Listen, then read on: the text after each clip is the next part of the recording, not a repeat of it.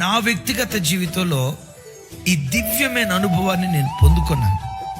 యేసు ప్రభువును తెలుసుకున్నప్పటి నుండి నాకు సేవ చేయాలని ఆశ ఉంది. 94లో ప్రభు నన్ను దర్శించాడు. 95లో పూర్తిగా ప్రభు వైపు వచ్చాను. ప్రభు వైపు వచ్చినప్పటి నుండి నాకు సేవ చేయాలి.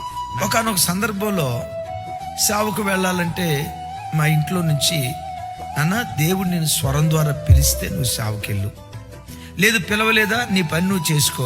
సో ఏం చేయాలో అర్థం కాక ఒకరోజు ఏం చేశానంటే 2000 సంవత్సరం ఆగస్టు నెల మొదటి వారంలో 3 రోజులు ఉపవాసం ఉంది. దేవా, నాకైతే నీ సేవ చేయాలని ఉంది. నేను నీ సేవ చేయాలని మీరు ఆశపడితే ఈ స్వరం ద్వారా పిలవండి. ఉన్న పాటు నేను విధేయుడినంత.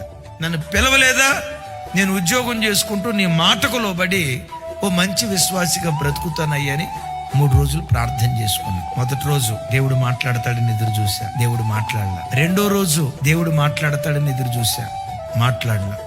మూడో రోజు దేవుడు మాట్లాడతాడని పిచ్చోడు ఏడ్చినట్టు ఏడ్చా. దేవా, ఒకవేళ ఈ రోజు నన్ను పిలవకపోతే ఇంకెన్నడూ నీ సేవ మాట నేను ఎత్తను. నా ఉద్యోగంలో నన్ను హెచ్చించు, నీ సేవకు ఉపయోగపడతా. 3వ రోజు పండుకున్నా, నాకు ఏ స్వరం రాలా, ఏ కళ రాలా, ఏ దర్శనం రాలా. తెల్లారింది. లేవటంతో వెంటనే మోకరించి ప్రభు తట్టు చేతులెత్తి, దేవా నన్ను పిలవలేదు, ఇంకెన్నడూ నీ సేవకు పిలవమని నేను అడగను. నా ఉద్యోగానికి బయలుదేరి వెళ్తున్నా, కానీ నా ఉద్యోగంలో ఇప్పుడున్న స్థితిలో కాదు, ఉన్న స్థితి కంటే ఉన్నత స్థితికి నన్ను తీసుకుని వెళ్ళు. సేవకులకు నేను కుడిభుజంగా సేవలో ఉపయోగపడతా అని ప్రార్థన చేసుకుని వెళ్ళా. చక్కగా డ్యూటీ చేసుకున్నా, సాయంత్రం ఇంటికి వచ్చాను, మంచిగా ప్రార్థన చేసుకున్నా, పండుకున్నా. విచిత్రం తెలుసా, 4వ రోజు రాత్రి దేవుని స్వరం నాకు వినబడుతుంది. అకాలమందు పుట్టిన నేను దేవుని చేతి వ్రాత చూశా. ఈ చెవులు దేవుని స్వరాన్ని విన్నాయి.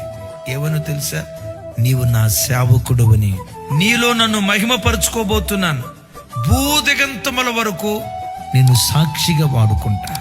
దైవజనమా, ఏ కాలములోనైనా ఎవరితోనైనా దేవుడు తప్పకుండా మాట్లాడతాడు.